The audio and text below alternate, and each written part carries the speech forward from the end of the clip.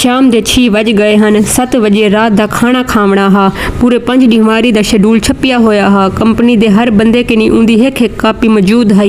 निभू washroom दी हर चीज़ को उपट सुपट करते आखिर धां आया।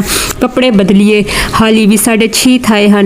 निभू तले चला गया, इडे उडे फिरदा टुरदा आखिर वो हाल लभ गिदा जै विच रात का खाना खावना हा।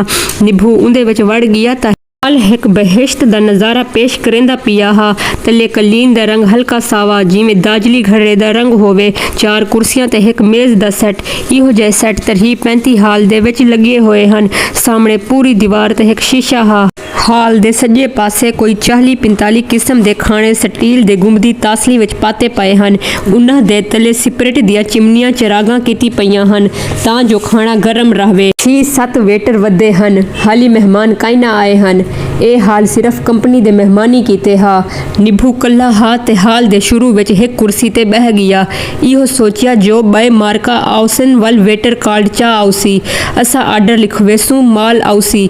निभू को खड़ ते खावण दा तजर्बा काई ना हा। 7 वजण किनू 1 मिनट रंदा हा। कंपनी दे सारे बंदे यकदम हाल विच घिर आए। निभू पहली वारी कंपनी दे सारे बंदे हिकी जा डिठे। हाल भरीज गया। बंदे हाल विच बहण तो बाद न अग पुछिया न भंग। वड्डियां प्लेटां चाह ते सालन वगैरह पावण पै गए। हाल दे विच चमची ते प्लेटी दी ठक ठक ते टन टन शुरू थी गई।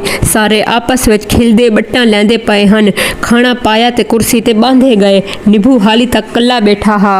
ओ कावड़िया बैठा हा जो ए क्या तरीका है। भुखे बला होटल वाले क्या आखसन। कंपनी सारी भुखी है जो आमण से टुक्कर आप चावण पै गए। इहो सुचेंदा बैठा हा जो एक वेटर निभू के करीब आया। हाथ विच कापी पेंसिल हस। वेटर पूछिया, सर आप खाना खुद ले आएंगे या मैं आपके लिए ले आऊं। निभू को अंदाजा थिया जो खुद पा आमण दी भी इजाजत है।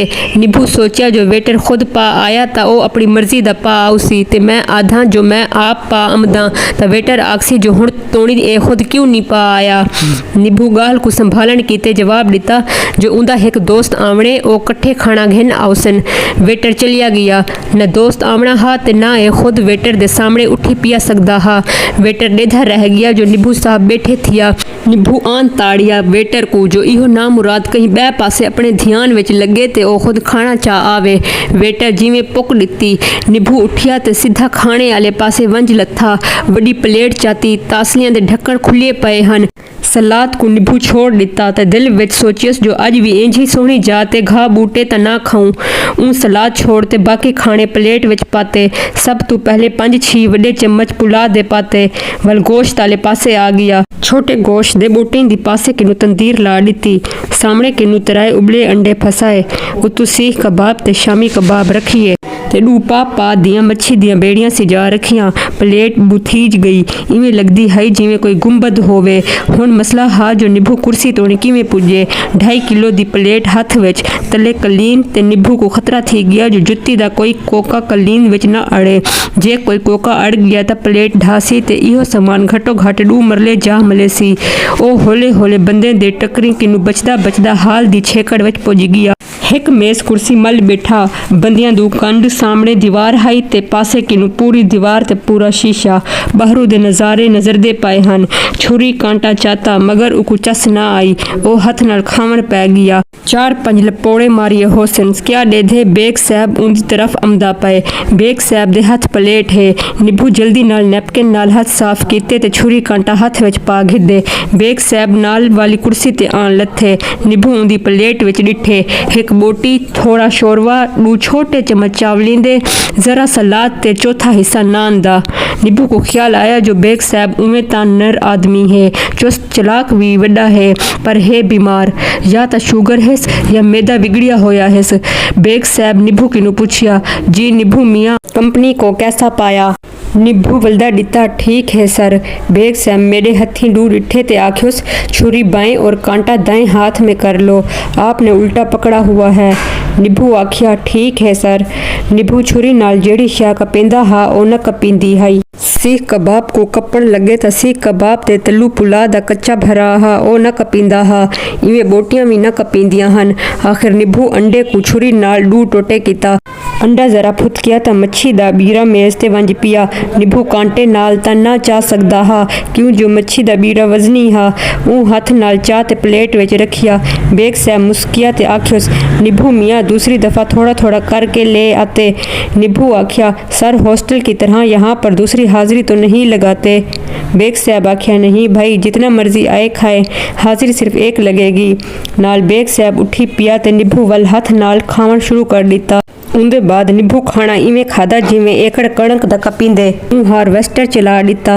पहले प्लेट दी आधी विच सड़क बनाई, वल सज्जे पासों रंबा रखिया ते छेकड़ विच खब्बा पासा साफ कीता। प्लेट साफ थी गई।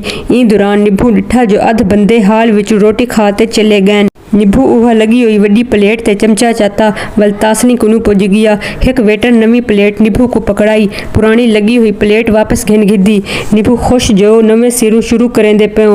वो समान वल चाता जेड़ा पहले चा आया हा। इवें गुंबद बनाया जिवें पहले हा। हुण उको खुली छूट आई। प्लेट चाते उथा ही वंज बैठा जिथा पहले बैठा हा। 7-8 मिंटी विच प्लेट दुफ। निभू दा गुजारा थी गया। सारे मिंबर हाल विचों निकल गए हन। निभू कल्ला बच्चा वदा हा। ए भी हुण फारिग थी गया। हाल दे बाहरों एकड़ दे वड्डे खुले लॉन विच बणिए रस्ते ते पैदल चलदा रिहा। 2-4 डिकार आए तां खाना हजम थी गया। शुक्र पढ़ते अपने कमरे दूर लगा गया। शेड्यूल को चाहता तां रोजाना ऊं डाइनिंग हाल विच सवेले 7 बजे नाश्ता, दोपहरी दा खाना 1 बजे ते रात दा खाना 7 बजे तय थिया होया हा। निभू अगले दी सवेले 7 बजे हाल विच पुज गया। नाश्ते दा समान वत कोई 40 डिशां हन। जूस, खीर, लस्सी, मिल्क शेक, अंडे, सिरी पावे, साग, दालूं, डहियां, पुराठे, सलाइस, बस ना पुछो, खत्तर हन खत्तर। निभू वल डू तराए दफा खादा। दोपहरी को वल तुनिया, शाम को वल कड़ कढ़ी। त्रीजे दीवार दा नाश्ता 2 अंडे, 1 पुराठा वल बचा। दोपहरी दी 1 प्लेट ओ भी दरमियानी। चौथे दी 1 अंडा, 2 सलाइस नाश्ते विच। दोपहरी को भुख ना लगी, नागा कीता। शाम को बारबीक्यू विच छड़ा 1 पीस ते 1 चपाती।